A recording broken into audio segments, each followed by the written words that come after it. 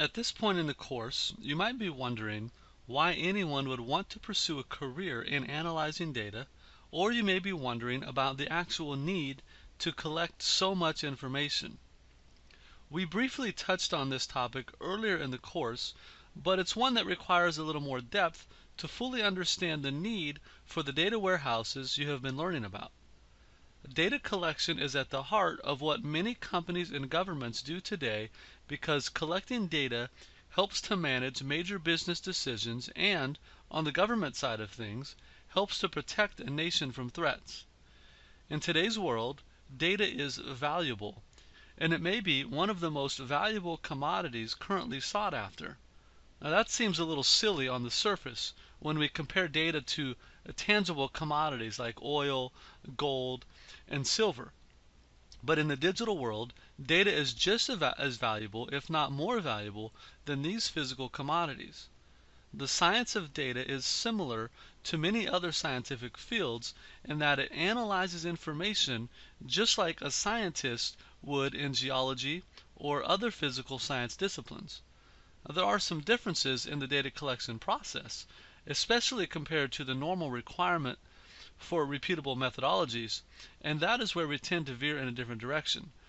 But it is still a form of science that needs to be studied. One of the questions people often ask is, how valuable is data? How much can my data be sold for? Why would anyone care about my personal information enough to store it in a database and analyze it with a custom algorithm?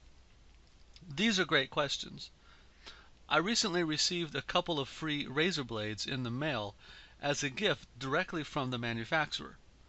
Now, I enjoy getting a free gift like anyone else, but I had to think for a minute about how this company obtained my mailing address and how they knew I would use their razor blades. I have never done any direct business with this company before, so I know I didn't give them my address.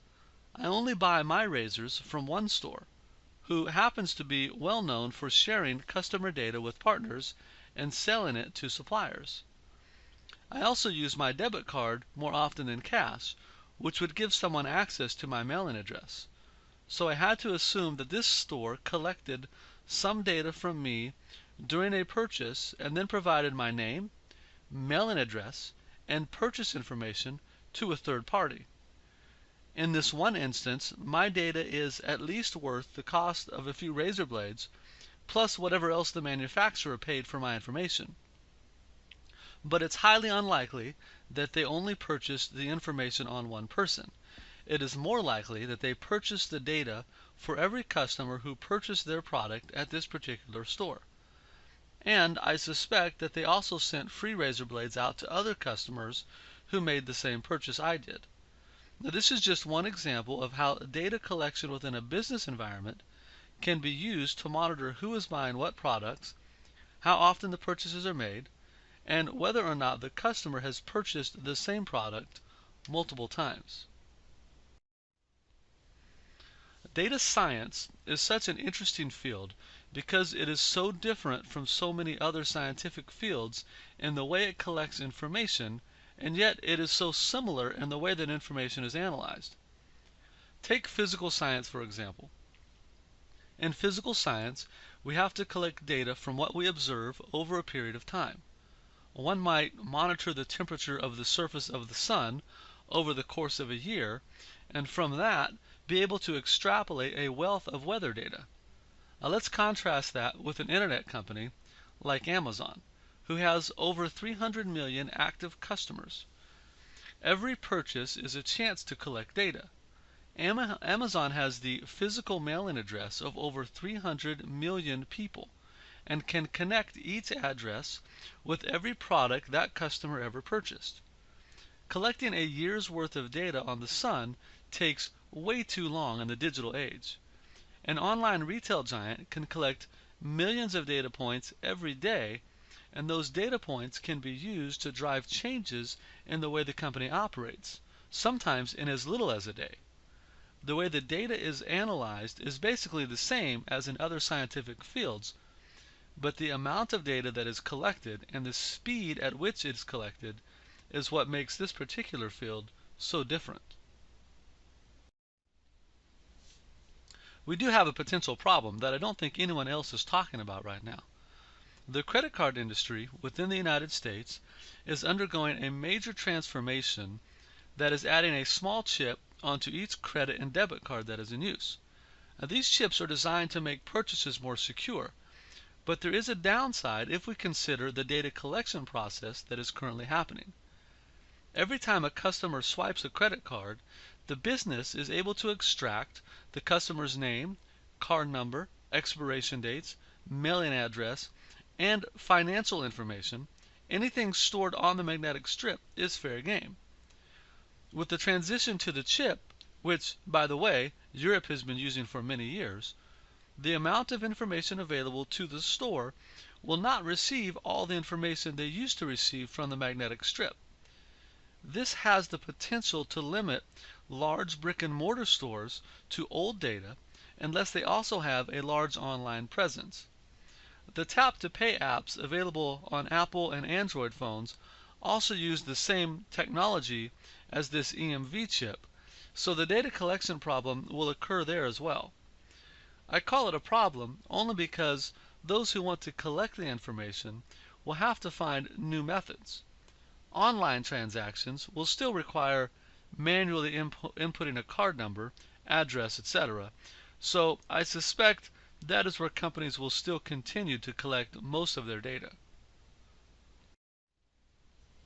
When we think about collecting all of this data, we also need to recognize that it is relatively easy to convince users to provide their data for free. A few decades ago, large organizations would pay to receive personal data on individuals because there were so few places where this data could be gathered. But today, everyone just gives away so much information for free.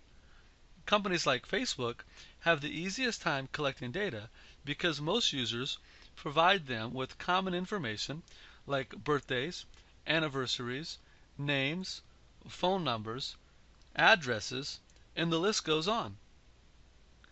All they have to do is provide a free service and everyone flocks to give away a ton of information. What was difficult to collect even just 10 years ago is now a lot easier. We all know how much the internet has changed the way we access and share information, and data scientists have essentially been reborn out of this era. The next time you're on a website that is asking for information, stop and think about the amount of information they can collect from the number of users who visit each day. Anything from simple forms, creating accounts on different sites, making purchases, or sending messages can be used as points of data collection. When I think about the amount of data being collected and stored, I also have to think about how that data is being protected and secured. One responsibility anyone who manages a data warehouse has is to protect the information that database contains. Now, this isn't a security course, so we won't focus on this too much, but it is important to at least mention that security should be a part of any data collection process. If an organization has the name and address of several million people, they should have some semblance of a responsibility to make sure that data is not publicly accessible, and there should be some security measures in place to keep hackers from stealing any of the data. We have all seen stories in the news over the past few years about private information being stolen from government agencies and large chain stores. Protecting the information that we collect needs to be a priority. These security features also go beyond the protection of personal information. They also ensure the accuracy of the data. If someone was able to hack into the data warehouse and change the data, it would cause inaccurate results in the analysis. So it is actually a twofold benefit: protecting private information and ensuring the accuracy of the analysis. So we have this scientific field that is relatively young compared to the other major scientific fields of the world, but it is one that is having a major impact on businesses and societies around the world. Imagine if a small company was able to access large amounts of data and then use that data to compete with large corporations. The analysis of data could potentially level the playing fields between governments and businesses and that could lead to a lot of great opportunities for citizens and customers alike. You should now have a better appreciation of data science and how it can impact many different aspects of your everyday life, as well as the lives of others. It is an interesting field of study and bears many similarities to other scientific fields.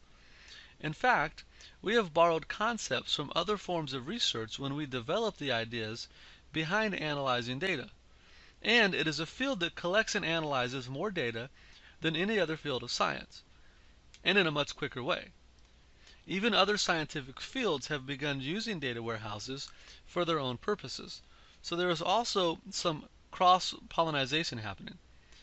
The likelihood of this trend of data collection continuing into the future and increasing is very high. And as long as we can keep the data secure, there is no doubt that it will continue to provide the results we need to make important decisions.